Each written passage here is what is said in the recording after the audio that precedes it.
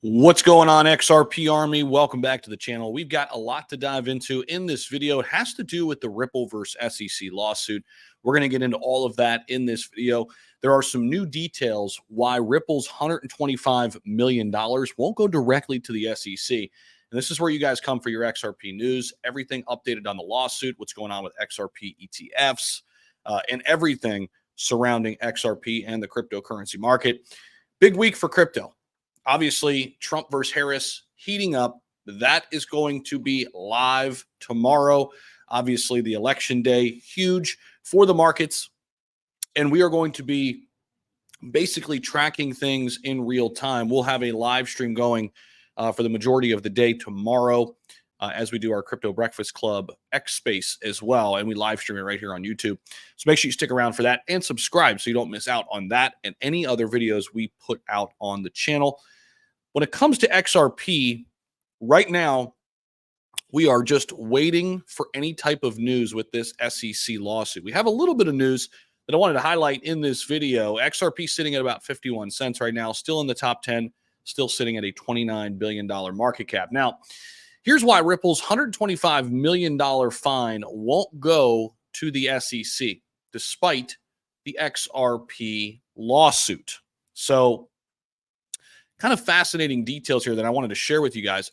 Now, we know that the conflict between Ripple and the SEC continues to go on here. Right now, there's a $125 million fine levied against Ripple over alleged unregistered security sales on the institutional side of things. Ripple recently appealed aspects of Judge Torres's ruling, which categorized some XRP sales as unregistered securities. Now, keep in mind, XRP is not a security when it comes to the retail side, but there are still questions over the SEC's regulatory approach. You know, should they be using the Howey test still? And obviously, the bigger question, should we have a different governing body, a whole different system set up to govern, crypto assets? I think that's really a big question.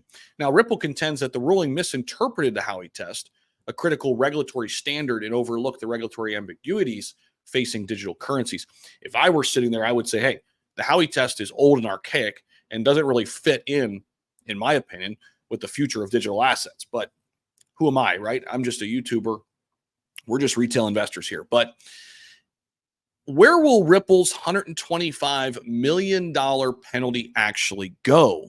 That is an interesting question because many believe the SEC's funding relies on penalties and question whether such enforcement's actions serve regulatory or financial motivations. Well, contrary to assumptions, the fines collected by the SEC are not directed back into the agency's budget, but are also distributed elsewhere, including the Treasury, whistleblower programs, and affected investors. Former SEC lawyer Mark Fagel clarified that funds from Ripple's fine would likely be allocated to institutional investors or absent actual losses and the U.S. Treasury. Now, here's how Ripple's appeal challenges the SEC's approach. Ripple's recent appeal is around that Howey test. Ripple argues that the court's interpretation was flawed. Excuse me, guys. Stating that the ruling failed to account for an uncertain regulatory environment for digital assets. This ambiguity has affected multiple cryptocurrency firms. And the big problem here, guys, is there is no rule book. All we have is this Howey test. It's old, archaic, and in my opinion, again, doesn't really fit the digital asset space.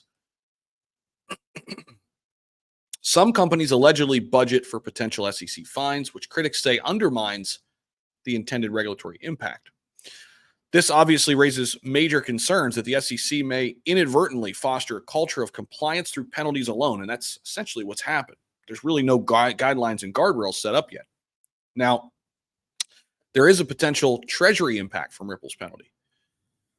In the case of Ripple, funds might be distributed to institutional investors affected by the institutional sales, yet remaining funds could default back to the Treasury. The Ripple case reflects a broader challenge right now that the SEC faces. And with the election coming up tomorrow, Donald Trump has said that he would fire Gary Gensler.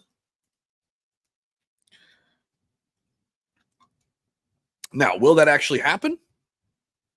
We'll have to wait and see. Excuse me, guys. Harris really hasn't said anything, but there are rumors out there that she too could have a changing of the guards at the SEC. This would be best case scenario for XRP and really for all the cryptos that are in question right now. Getting a different chairman in there at the SEC, or somebody who puts in an executive order that says, hey, you know what, the CFTC is going to handle crypto, or it's going to be a joint effort, or we're going to create a new governing body over digital assets. Something of that effect, which could happen either with Trump or Harris, would certainly change the landscape. Now, keep in mind, Larson of XRP donated $10 million to the Harris campaign. That's interesting. And I don't think necessarily Trump is going to, on day one, fire Gary Gensler, right? I think that was kind of political jargon. I do think he's the more crypto-friendly candidate at this point. I do think he'll put people in place that are going to impact the crypto market in a positive way.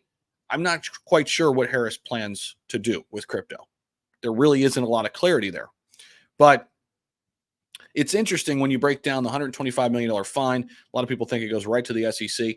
Some of this will go back to institutional investors, the Treasury. But the big thing here that I don't want to lose sight of, XRP is not going to go anywhere until we have clarity on this big issue. We're kind of stuck right now at 51 cents, 50 cents, somewhere in this neighborhood all the time. And if we dip down below 50 cents, usually the whales come in and they buy up the dip, like they did recently when we dipped down to 47 cents. We've been as high as about 66 cents in recent months.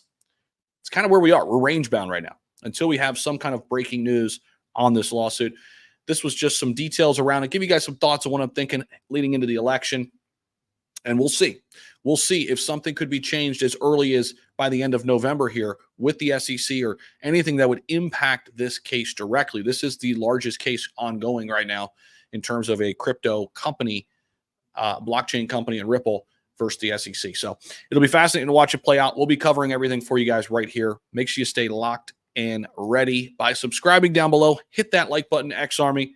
Appreciate you guys for watching the video. And if you want to trade XRP with me on leverage, there's no better place to do it than Margex. No KYC. Come on over and join me. 21% off your first trade and have a chance to win up to $10,000 in USDT only when you sign up and start trading using my link down below. We'll see you guys in the next video. Take care.